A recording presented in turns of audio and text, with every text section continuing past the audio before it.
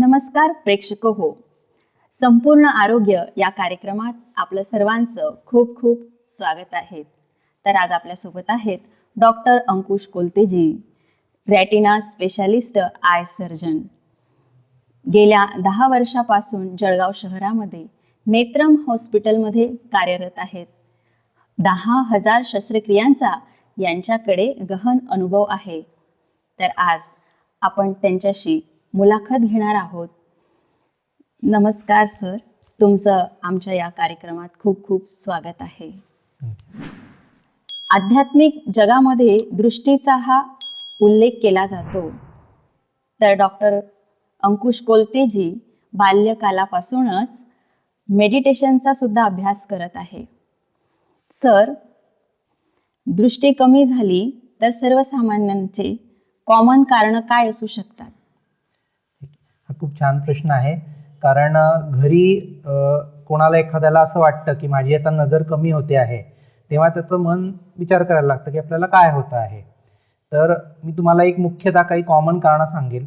डोळ्याचा number असणं, चष्म्याचा number असणं, किंवा मोतीबिंदू डेव्हलप होणं, किंवा मागच्या पडद्यांचा विकार होणं, हे साधारणतः सगळ्यात जास्त कॉमन कारणं आहे ज्याच्यामुळे नजर कमी होते. आणि त्या व्यतिरिक्त काचबिंदू होणं किंवा डोळ्याच्या बुबुळामध्ये इन्फेक्शन होणं, हे काही रेअर कारणं पण आहेत ज्याच्यामुळे नजर कमी होते. मग अशा वेळेस आपण काय करायला पाहिजे? कोणालाही जेव्हा असं वाटतं की मला दिसण्यामध्ये प्रॉब्लेम येतो आहे किंवा नजर कमी होते आहे, तर सर्वप्रथम त्यांनी नेत्ररोग तज्ज्ञाकडे जाऊन डोळे चेक केले पाहिजे. डोळे चेक करणं हे अतिशय सिंपल आणि सोपी आणि छोटी गोष्ट आहे, परंतु त्याच्यामध्ये आपल्याला कोणतंही त्यातलं कारण असेल त्याचं निदान लगेच होऊ शकतं. जसं की आता मी म्हटलं नंबर असणे. आपण डोळे चेक केल्यावर आपल्याला लक्षात आलं की डोळ्यामध्ये नंबर येत आहे, तर तो नंबर चेक करून आपण तो चष्मा वापरू शकतो. त्यानंतर दुसरं जे मी कॉमन कारण सांगितलं की मोतीबिंदू डेव्हलप होणं. म्हणजे वयोमानानुसार डोळ्यामध्ये जो नॅचरल लेन्स आहे जो की ट्रान्सपरंट आणि क्लिअर असतो, परंतु एजनुसार वयानुसार त्याच्यामध्ये ट्रान्सपरन्सी कमी होते, त्यालाच मोतीबिंदू म्हटलं जातं. तर त्याचं पण निदान झालं तर त्याच्यावर शस्त्रक्रिया केली जाऊ शकते.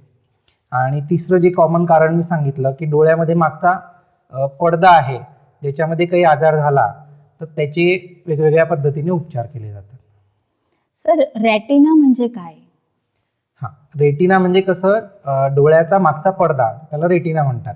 थोडक्यात सांगायचं तर जसं कॅमेरा असतो, कॅमेरामध्ये पुढे लेन्स आणि मागे सेन्सर असतं. तर त्याप्रमाणे रेटिना म्हणजे डोळ्यामधलं सेन्सर आहे की ज्याच्यावरची तुमचं बाहेरचं दृश्य आहे ते त्या सेन्सरवर पडतं आणि ते मेंदूकडे सिग्नल दिले जातात. मग याच्यात कोणते आजार आहेत असे जे उद्भवू शकतात? रेटिना जे आहे याच्यामध्ये फार बारीक रक्तवाहिन्यांचं जाळं असतं. ज्यांना डायबेटीस आहे किंवा ब्लड प्रेशर आहे, अशा लोकांना रक्तवाहिन्यांचे आजार होतात. म्हणजे ते कुठेही होऊ शकतात, ब्रेनमध्ये होतात, हार्टमध्ये होतात, किडनीमध्ये होतात, त्याचप्रमाणे डोळ्यामध्ये रेटिनामध्ये होतात. तर ज्यांना ब्लड प्रेशर आहे, डायबिटीस आहे, यांना मागच्या पडद्यामधल्या ज्या ब्लड वेसल्स आहेत त्या ब्लॉक होऊ शकतात, त्याच्यातून ब्लिडिंग होऊ शकतं किंवा पडद्यावर सूज येऊ शकते. हे साधारणतः मोस्ट कॉमन जे पडद्याचे आजार आहेत ते आहेत. आणि त्याच्या व्यतिरिक्त पडदा सरकणे, पडद्याला छिद्र पडणे, असे काही आजार आहेत. सर, जसं तुम्ही म्हटले पडदा सरकणे, पडद्यावर छिद्रे पडणे, तर हे पडद्याचे जे आजार आहेत ते दूर होऊ शकतात का? हो, हा छान प्रश्न आहे.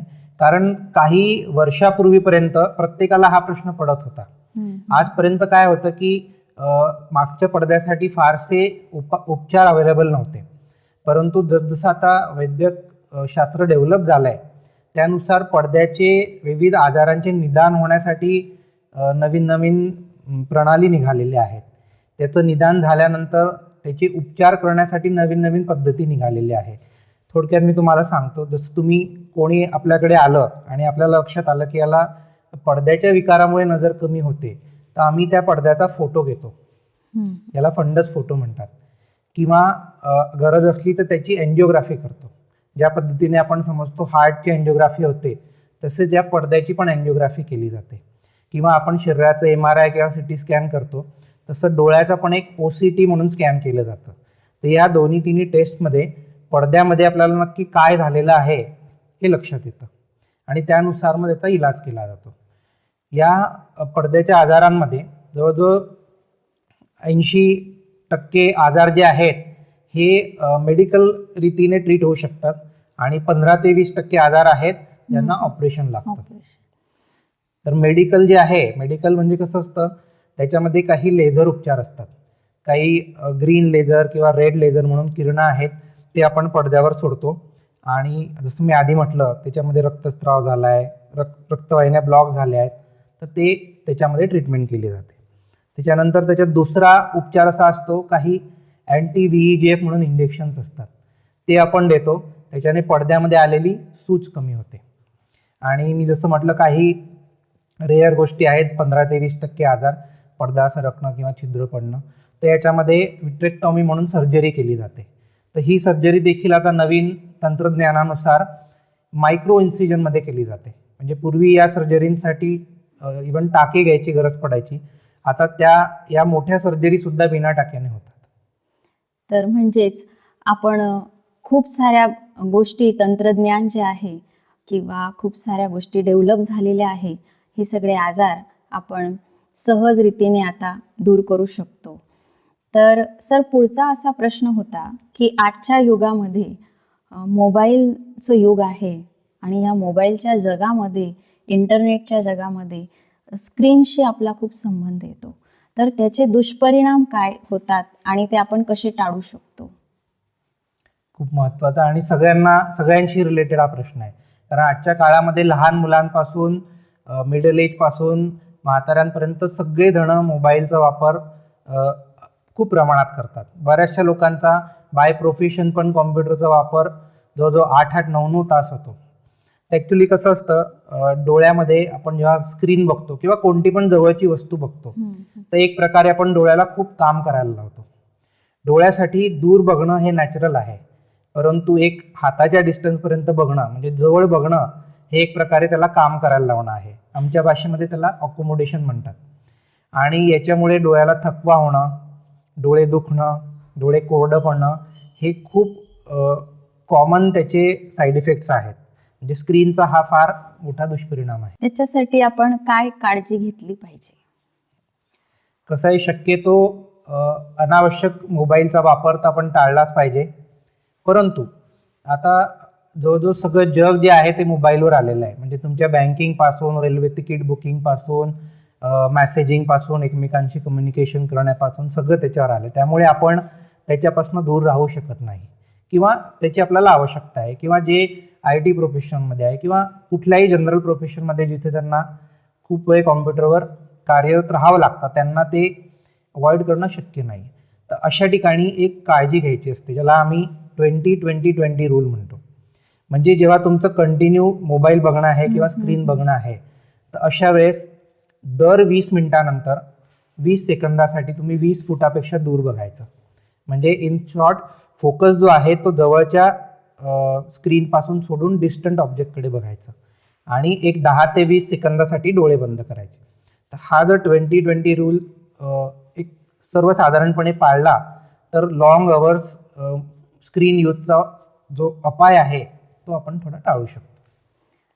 तर हा जो प्रयोग आहे हा अति आवश्यकतेमध्ये येतो की ज्यांना खरोखर वापर करावा लागतो कम्प्युटरचा, साधनांचा, त्यांच्यासाठी आहे. पण आजच्या मुलांना, लहान मुलांना, त्यांना तुम्ही काय संदेश देणार? लहान मुलांचा मी असं सांगेल की आपण मोबाईलचा वापर शक्यतो टाळावा. कारण मी जसं म्हटलं, जिथे अनअवॉइडेबल आहे, प्रोफेशनलनुसार करावं लागतं, त्या ठिकाणी ठीक आहे. लहान मुलांना मोबाईलचा वापर हा आवश्यक नाही आहे. ठीक आहे, त्यांचे काही ऑनलाईन क्लास असतील, काय असतील, ते अर्धा तास असू शकतात, पाऊण तास असू शकतात. त्याच्या व्यतिरिक्त वापर जो आहे तो टाळला पाहिजे. कारण असं लक्षात आलंय रिसेंट काळामध्ये की मोबाईलचा वापर लहानपणामध्ये वाढल्यामुळे मुलांना चष्म्याचे नंबर खूप लागत आहेत. स्पेशली मायोपिया ज्याला म्हणतात, म्हणजे मायनस नंबर जो लागतो, हा खूप प्रमाणामध्ये गेल्या 5 ते 10 वर्षामध्ये खूप प्रमाणात वाढला आहे आणि ज्याचं मेन कारण मोबाईलचा वापर हे ठरलेलं आहे. दुसरं म्हणजे डोळ्यांच्या व्यतिरिक्त म्हटलायचं झालं तर मोबाईलमुळे मुलांची जी विचारशक्ती आहे आणि निर्माणता आपण ज्याला म्हणतो ती कमी होते आहे. ॲडिशन होतंय. हां.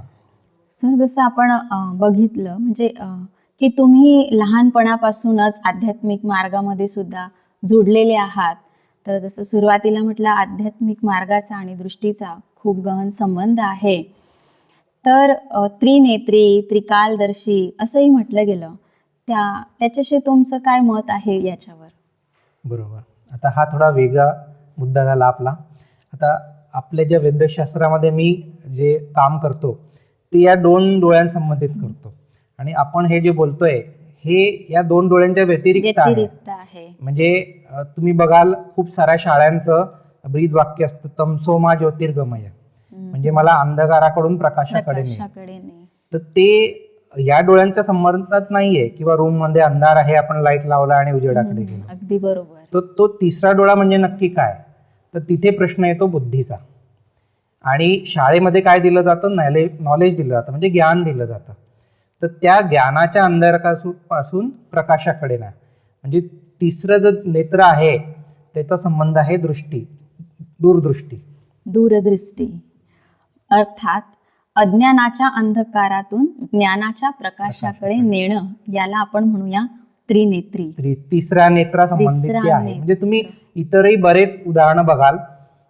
जसं आपण रामाच्या आरतीमध्ये हनुमान भजन मध्ये आहे की मी मनाच्या चक्षुने रामाकडे बघतो आहे. ते शब्दामध्येच आहे, मनाचे चक्षु. म्हणजे समोर, आता समजा कोणी व्यक्ती समोर नाहीये पण तुम्ही त्याला आठवताय, म्हणजे तो व्यक्ती तुम्हाला दिसतोय, तर तो कुठे दिसतोय, तो मनामध्ये दिसतोय. त्या ठिकाणी आहे दृष्टीचा विषय. तर सर, जसं भक्ती मार्गामध्ये आपण म्हणतो की शंकरजी जे आहेत त्यांना तिसरा डोळा दाखवला आहे, किंवा शंकर जे देवता आहेत त्यांना सुद्धा त्रिनेत्री म्हटलं गेलं आहे. याच्यावर तुम्ही काय सांगू शकता? शंकराबद्दल असं म्हटलं आता की जेव्हा शंकर तिसरा डोळा उघडतो तर विनाश होतो. परंतु कसं आहे की जसं मी तुम्हाला म्हटलं शाळेमध्ये ज्ञान दिलं जातं, तर त्यानुसार ज्ञानाने पण आपला तिसरा नेत्र उघडतो आणि आपला तिसरा नेत्र उघडला की आपल्यामधल्या ज्या वाईट सवयी आहे किंवा वाईट विचार आहे, दुष्विचार आहेत, याचा विनाश होतो. म्हणजे त्याला आपण थोडं पॉझिटिव्ह पद्धतीने घेऊया. आध्यात्मिक आणि धार्मिक दृष्टिकोनाबद्दल तुमचं मत काय? हे पहा, कसं आहे, गीतेच्या 11व्या अध्यायामध्ये 8व्या श्लोकामध्ये म्हटलेलं आहे की अर्जुन म्हणतो की मी माझ्या या दृष्टीने तुमचं रूप बघू शकत नाही. तेव्हा परमात्माने त्याला म्हटलंय की मी तुला दिव्य दृष्टी देतो, त्याच्याने तू मला माझं विराट रूप बघणार. म्हणजे पूर्ण गीताचं ज्ञान जे आहे ते तुम्हाला दृष्टी देत आहे. काय देत आहे, तर ते तुमच्या तिसऱ्या नेत्राला सुदृढ करत आहे. महाभारतामध्ये पण आपण बघतो की धृतराष्ट्राला अंध होता असं म्हटलं जातं, परंतु डोळ्याने अंध असण्यापेक्षा तो मोहामध्ये अंध होता, या गोष्टीला जास्त महत्व आहे. म्हणजे हे सगळं मी तुम्हाला तो तिसरा नेत्र आहे त्याचं एक्झिस्टन्स कुठे आहे ते समजवतोय. बरोबर सर. जसं त्रिनेत्री, त्रिकालदर्शी आपण हे म्हणतो की अध्यात्माशी याचा गहन संबंध आहे, की आंतरिक दृष्टीचा हा संबंध आहे अध्यात्माचा, असं तुम्ही सांगत आहात. तर दृष्टिकोन जो आहे, तुम्ही मेडिटेशन करतात गेल्या काही वर्षापासून, त्या मेडिटेशनच्या अभ्यासाने तुमच्या दृष्टिकोनामध्ये काय परिवर्तन आलं? आपला जो दृष्टिकोन आहे हा पॉझिटिव्ह व्हायला लागतो. म्हणजे जसं मी म्हटलं, तिसरा नेत्र म्हणजे बुद्धी आहे. बुद्धीमध्ये तुम्ही जर पॉझिटिव्ह विचार टाकले, मेडिटेशनमुळे त्या अभ्यासामुळे जे तुम्हाला पॉझिटिव्हिटी येते, तर तो दृष्टिकोन तुमचा पॉझिटिव्ह होतो.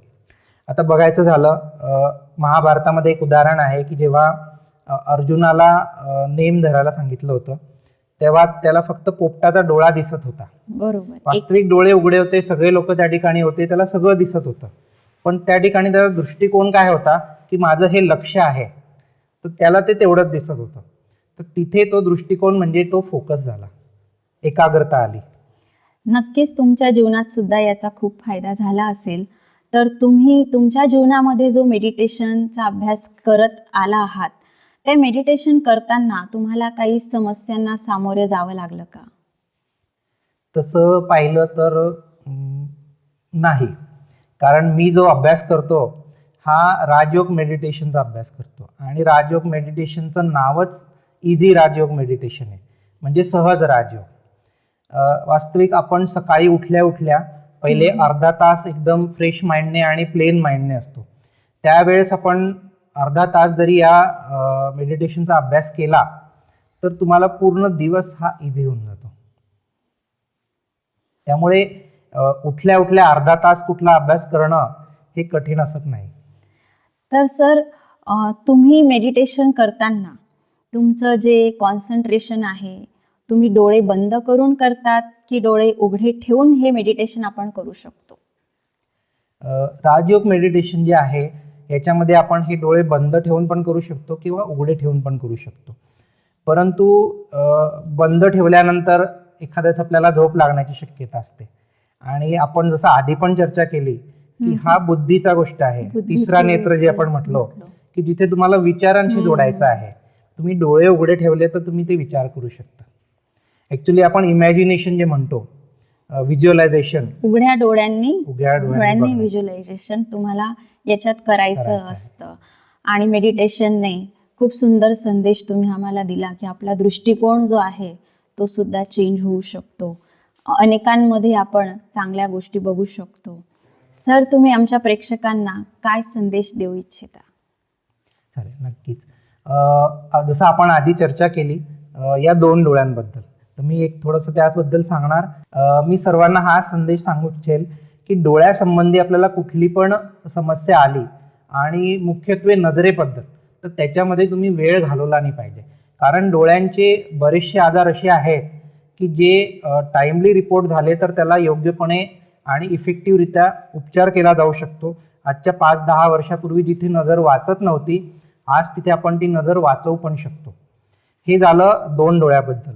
आणि आपण जसं चर्चा केली तिसऱ्या नेत्राबद्दल, तर मी असं सांगेल की आपण पण आपल्या तिसऱ्या नेत्राच्या सुदृढ होण्यासाठी त्याला चांगल्या विचारांचा, पॉझिटिव्ह विचारांचा, आनंदी विचारांचा आहार दिला पाहिजे. तेव्हा ते आपले तिसरे नेत्र पण सुदृढ होतील. आणि त्यासाठी मेडिटेशनचा, आध्यात्मिक मार्गाचा वापर केला पाहिजे. खूप खूप धन्यवाद सर, तुम्ही या कार्यक्रमामध्ये आलात आणि आम्हाला लाभान्वित केलं.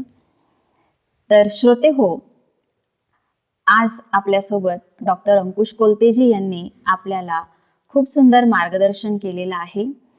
पडद्याचे आजार ते बरे होऊ शकतात का, त्यासाठी आपण काय काळजी घ्यायला हवी, आणि तसंच आध्यात्मिक जगात सुद्धा त्रिनेत्री म्हणजे आपला दृष्टिकोन जो आहे तो आपण कसा सकारात्मक बनवू शकतो, या गोष्टींचा नक्कीच आपण आपल्या जीवनामध्ये स्वीकार करूया.